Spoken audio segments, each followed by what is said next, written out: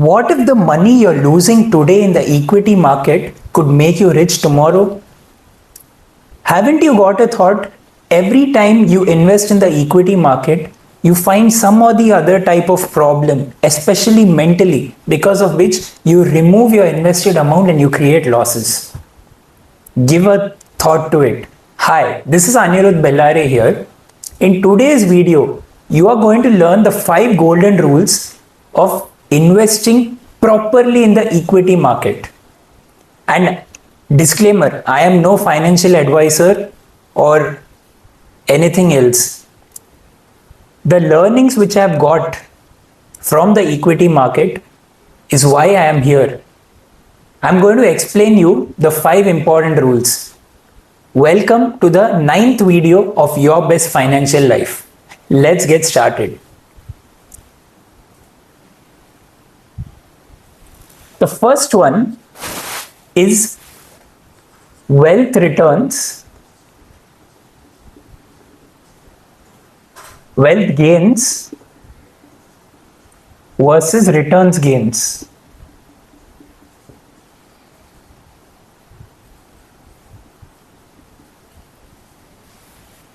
Now, what is the meaning of this word wealth gains versus return gains?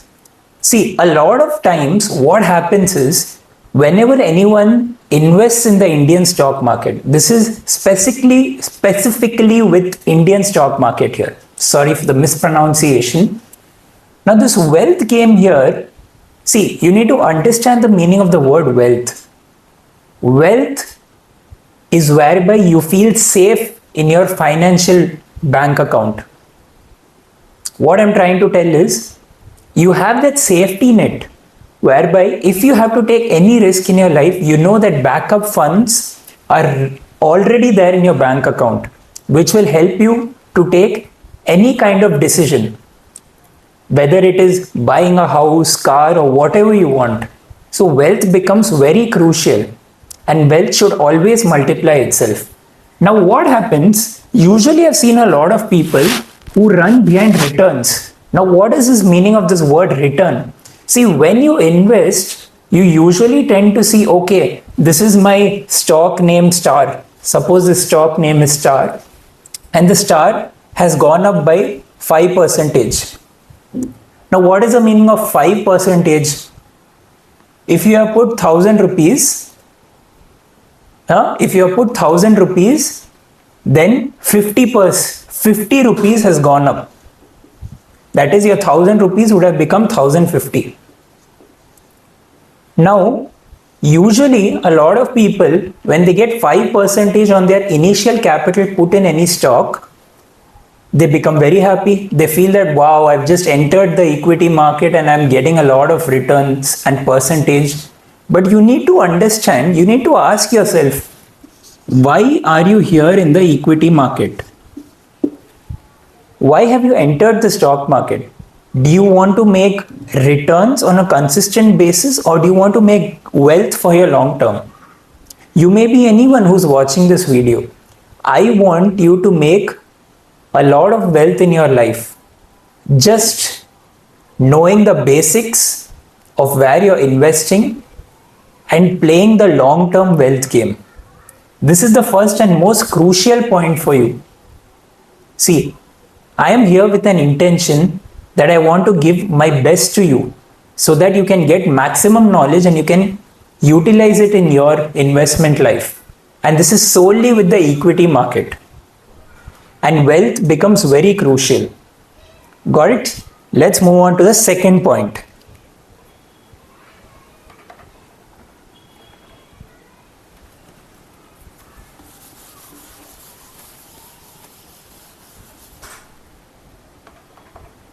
The second point is your ownership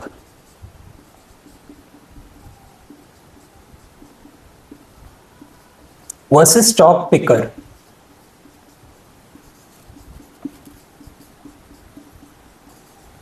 Now, what is the meaning of this word ownership versus stock picker? See, usually anyone who buys a particular stock, what is a stock or a share? It's a part of a business. when you invest in any company, like we took an example of the Star company. Now, suppose myself, I am investing a 1% of my capital in the Star business. And if I keep telling to my friend, you know what, I bought this company named Star. See, when I tell all of this, then it becomes in a way that I'm a stock picker. I'm just advising for no reason. I'm a no one. I came to know that the Star company has given me 5% returns. But understand the most important term over here is ownership. What do you mean by the word ownership?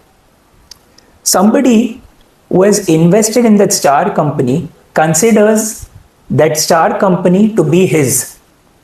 His as in because I have bought that Star company, and whenever I come to know all the news related to the Star company, I think of myself as a business owner, the person who runs the Star company. Why? Because 1% of my capital is invested into the Star company, which is why it becomes very important that if you have that psychological feeling that yes, you are the owner of this Star company, or I am the owner of the Star company, then you will take a lot of importance on it, whether it is 1% capital or 10% capital of yours. When you know that you are investing with a lot of your hard earned time, money, and whatever else you have, it will be very important for you. That's why choosing the right company for your long term investments, you need to think of this investment like a business owner.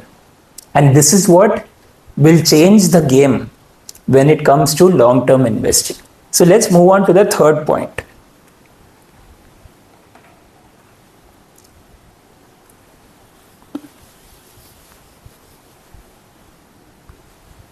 See, remember, this is in case, now suppose, I'll give you an example of the same guy Raju who I was telling last time. Now this guy Raju, if you would have seen in few of my Instagram reels, I was mentioning this guy was going through a lot of financial problem. And he then comes and tells me, you know what, Anirudh, I did this, that and all. Now what is this, that and all? This is what Raju told me. That is another issue. Now when it comes to this boy, you must be thinking, why have I drawn a boy over here and why not have written anything? See, understand, now this Raju has given birth to a child. He has given birth as in, this is his first child. Raju's first child he has. Now remember, the moment your child is born, any parent will know what to do. Why not, with the child you have, that is a human being, he's separate. Why not create another child in your investment account? Now you'll be thinking, how is it possible? What nonsense I'm telling. It is possible. If you create a systematic investment plan of say whatever amount, say 1,000 rupees, a very big amount, right? I mean, for me right now it is, it could be for you as well. Now this 1,000 rupees, Raju could have invested in that investment account, say a mutual fund account or whatever he would have opened in the equity market. He kept putting this 1,000 rupees till the time his son reached the age of 20. Now, moment he reached the age of 20, that is Raju's son, it becomes very clear that that 1,000 SIP, systematic investment plan of Raju for his son would have grown and compounded to a extreme level. Why? Because you have 20 years of golden time. Now, what is this 20 years of golden time? Raju has ensured that when his physical child is growing, why not his financial child also grow? You would have seen when a child is born, it will not know how to walk on its two legs. It will keep crawling. You know, right? Now, just think of it. Your 1,000 SIP will start crawling in the first part of its first year, second year, depending on how the equity market performs. And then with time, what happens? With time, suppose Raju's child has become 4 years old now. Now the child is at 4 years old, he'll be knowing how to walk. Similarly, that 1000 amount for 4 years, it has been sitting in your investment account and it has been working hard for you. For you as in for Raju. Now by that time the child is 20 years, your 1000 amount would have known how to, it would have got its driving license, it would have got everything. And it would have become such a big corpus, not big, a decent amount of corpus that if if Raju wants, he can use that corpus for his son's education. That is how important it is for you to understand why you need to make a financial investment account beside your physical child. Because when your child is growing, your investment account for your child will also grow, provided you put that 1000 systematic investment plan on a monthly basis without even touching it. You just keep taking care of your physical child. Your financial child will grow in a way whereby it will give you a lot of benefit in the future. And this is very, very crucial. I got to learn this point right now, and I'm really privileged that I can teach you all of this. Let's move on to the fourth point.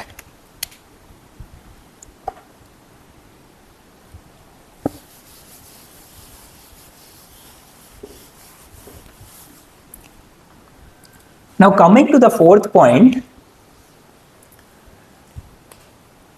taking the same Raju example. Now say Raju's son is 15 years old. Raju's son is what? 15 years old. Now in 15 years old, you will understand the child will be somewhere in his 10th grade, 9th or 10th grade. And now there will not be a lot of money required by Raju for his son, because he's not searching for a college, right? With that context.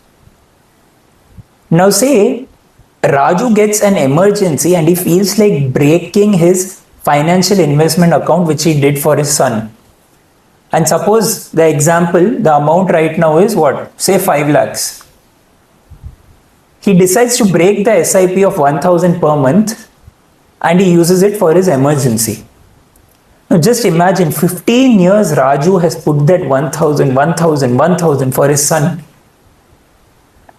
And eventually Raju removed it for an emergency. Now if Raju would have waited for 5 more years, with him imagining that okay, he had taken a health insurance or whatever insurance, for that additional 5 years over here would have created this 5 lakh to go from anywhere between 5 lakh to what? It would have doubled 10 lakh to 12 lakh or whatever amount. Just, I'm giving a rough example of 5 lakh, 10 lakh, 12 lakh. Why?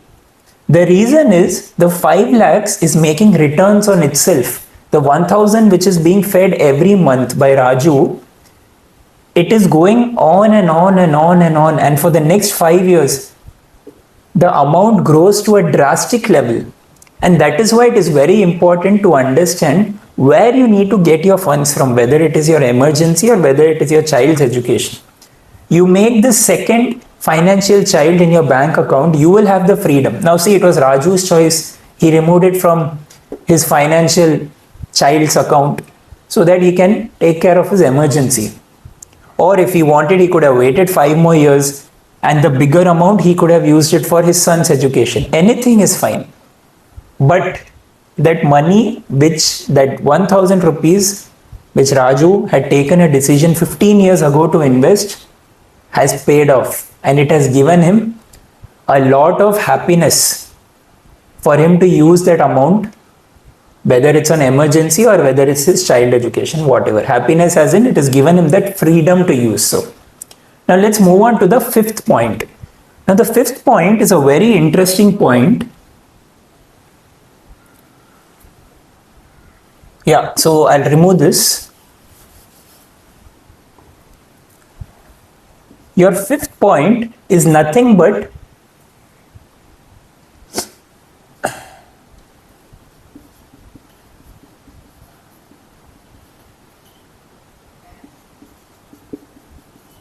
Your laziness creates wealth.